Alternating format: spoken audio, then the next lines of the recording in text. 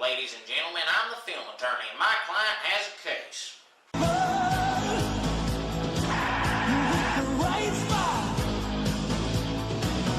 No more lonely nights with a restless heart. Roll the dice, make a brand new start. When the world and you got shattered, you and me were all that mattered. Just one way I'm gonna lose this restless heart. Taco, bitch. Based on the novel by Stephen King, The Running Man is one of those classic Schwarzenegger films. A lot of action, a lot of goofy one-liners, and of course, lots and lots of cheese. Okay, so this is clearly the last guy they had to kill to escape the prison, and he had no gun. So after they killed the one last guy with the gun, the computer dude should have been easy to pick off well before this poor bastard Chico got his head blown up. Well, you can't just introduce explosive collars on the prisoners without blowing up someone's head. Wait for... Amber stops her sentence short for whatever reason, so that Ben has to ask her what the hell she's talking about. Well, that's because she's scared. Put yourself in her position. Look at this guy. He could kill you. Or rape you and kill you. Or kill you then rape you. This woman seems to find rape appealing. Another satisfied customer of Johnny's Gasoline and Rape Trail. Why be clumsily molested by a fat man in light brights when you can have the gentle touch of a trained professional with a lady killer smile? So come on in to Johnny's Gasoline and Rape Trail and get what you deserve for wearing those outfits. Relocated at Highway 38 just outside of Cruddsville, Alabama. They're all on a censored list. 1987 movie envisions 2017 as a time where cassettes are still the main way to listen to music. Ben also remarks that they're all on the censored list, which means this form of media might be the only way you can get this forbidden music. Makes for a dramatic shot, I guess, but they don't have anything they could inject him with that would knock him out for the same amount of time. When you get this close to this guy with something sharp, it doesn't work out for most people that do. Here, use my back, victim. It almost woke the wife up.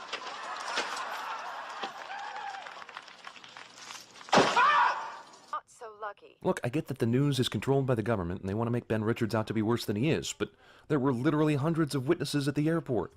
If you're going to tell lies no one can refute. True, but there are millions of people who weren't at that airport that saw this on TV, and if you see it on TV, then it's true. Plus, this future doesn't seem to include an internet, so who are these people going to tell? Looks like the concept of high-def TVs could be imagined back in 1987, but sticking it out in the middle of a rough area where it could get rained on, peed on, cracked, possibly stolen, and hundreds of other calamities were not a concern at all. Well, they used to have drive-in movies. Besides, in a culture that eats, sleeps, and breathes television, I'm pretty sure this unit is replaceable. And they got every conceivable angle of the Bakersfield Massacre back then. I mean, this is thorough. Yes, this film's pretty unapologetic about its use of its own stock footage. Like, if you notice in the promos here, that's Maria Chiquino, Ricardo Alonso, and Arnold Schwarzenegger fighting Dynamo and Buzzsaw in scenes we'll see later on in the movie. It's in the filing cabinet they keep a special section just for the Bakersfield Massacre. There's not one file in this cabinet that refers to any other big story. Just random things like air surveillance and burial records and zone control. Well, she is in archives, and maybe the other news stories that took place around the time of the Bakersfield Massacre were about air surveillance, burial records, and zoning control. Also, they keep an unedited version of the Bakersfield Massacre in this filing cabinet because f*** covering your tracks. Well, this TV station's like a military base. So I don't think these records are in any danger unless sabotaged from within. We see what happens to people who get caught doing that. Once the government allowed Killian to put Ben Richards on the Running Man, they allowed him to just take anybody he wanted, even people who hadn't been convicted of a crime yet. Well, she was taking government documents. And if we look at this security camera here, we can clearly see her in the act of doing so. Sub-Zero! Now, Plane Zero! Interesting quip, considering that Plane Zero is actually more than Sub-Zero. In terms of a bank account, yes. However, Sub-Zero is a term used to represent a deadly climate condition, while zero still represents absolutely nothing. I was last year's champion! Champion of what? Killing the most convicts? How do the stalkers on the Running Man compete with each other, and how is that a fair contest when the audience decides who goes out into the arena? Well, if the runner escapes without getting killed by the stalker, then that gives another stalker another chance to claim the kill.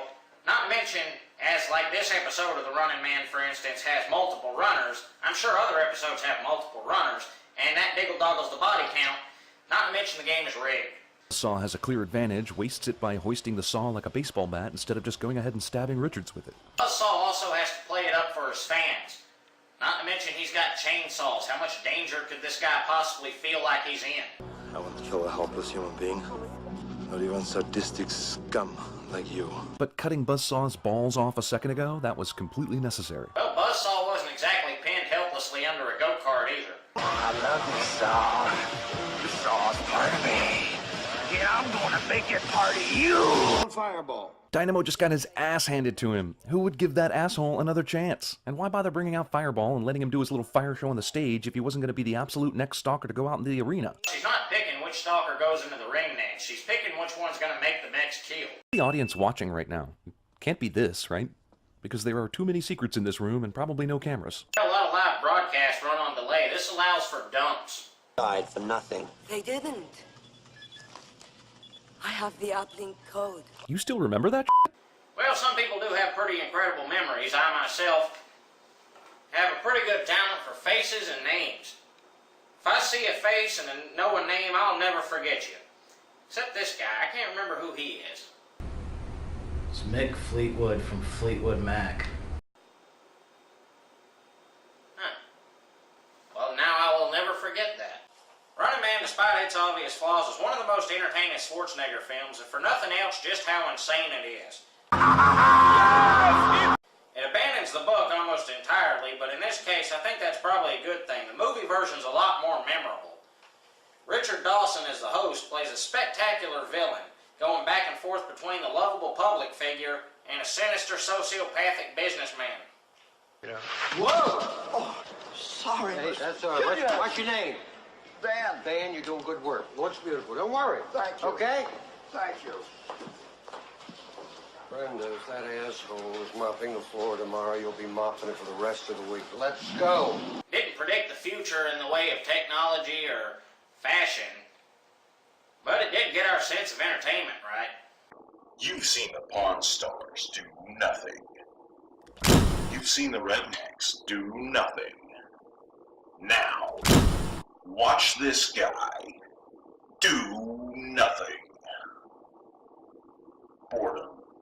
New series coming this fall.